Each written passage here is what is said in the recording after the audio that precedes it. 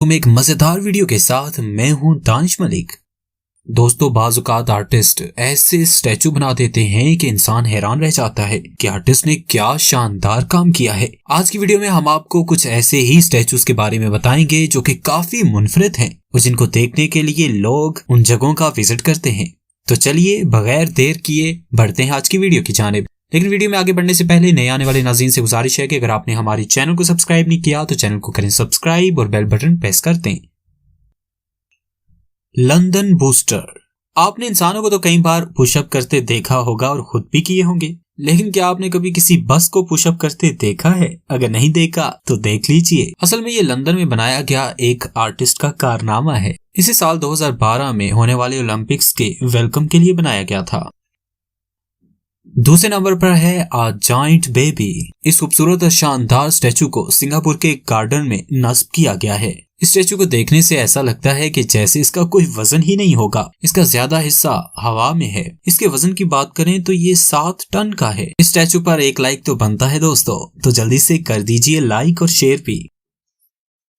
तीसरे नंबर पर है एंटोनी हॉव।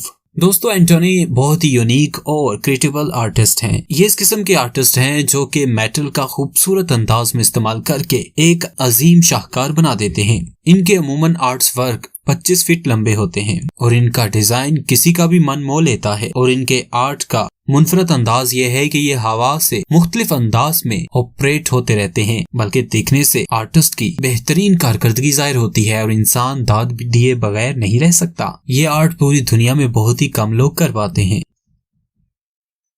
चौथे नंबर पर है मेल्टिंग वुमेन फेस। दोस्तों, ये टकाना नाम के आर्टिस्ट ने बनाया है और ये इसी तरह के स्टैचूज बनाते रहते हैं और इनके बनाया गया काम दुनिया भर में सराहा जाता है। इस वीडियो में आप जो अब फुटेज देख रहे हैं ये इनका बेहतरीन आर्ट है। ऐसा लगता है कि तालाब इस लड़की के गीले बालों से भर गया होगा। पांचवें नंबर पर है द फ्लोटिंग टैप।